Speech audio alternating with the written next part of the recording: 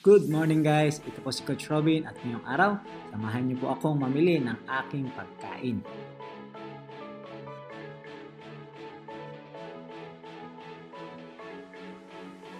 Napakaganda ng araw ngayon at napakaliwalas.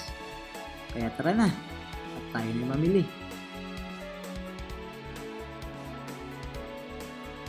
Kaya dito po tayo mamimili sa Save More Santa Ana Market.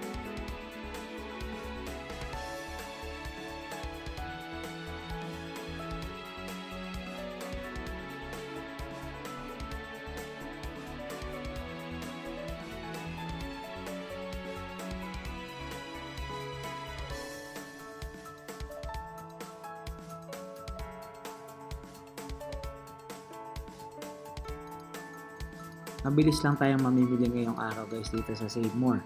Dahil ang bibilin ko lang naman ay chicken breast at pang seasoning sa ating lulutuin. Siyempre ang napili ko ay mamasitan na barbecue marinated para naman may lasa yung lulutuin nating manok.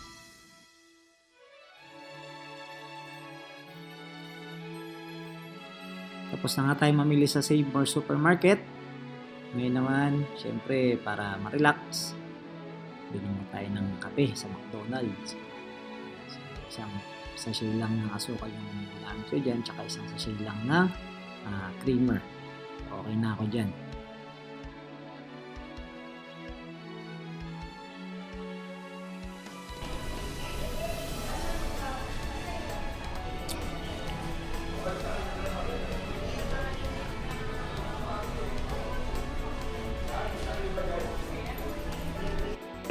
Lulutuin na natin ngayon yung pinamili natin manok. Ngayon, ang ginawa ko is 267 grams of chicken yung nilagay ko. Tapos, naglagay ako ng mamasita barbecue marinated na 15 grams para may lasa na rin yung ating manok. Mix ko lang yan. Tapos, syempre, isasalo ko yan sa air fryer for 20 minutes.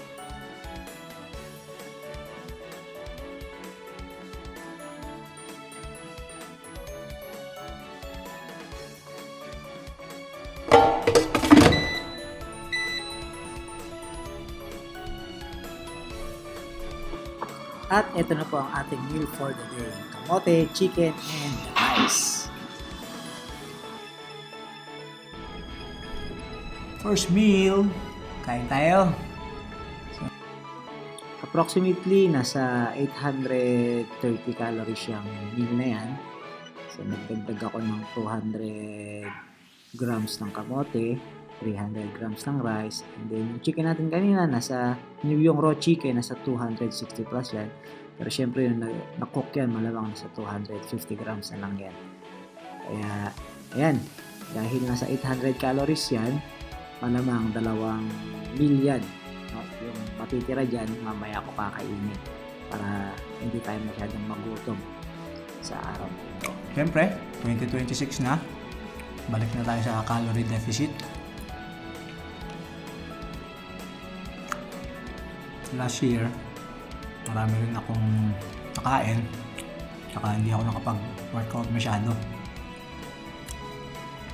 Kaya from 58 kg ako noon, so unti-unti nag-60, nag-62, ngayon nasa 64 ako, 65 kg.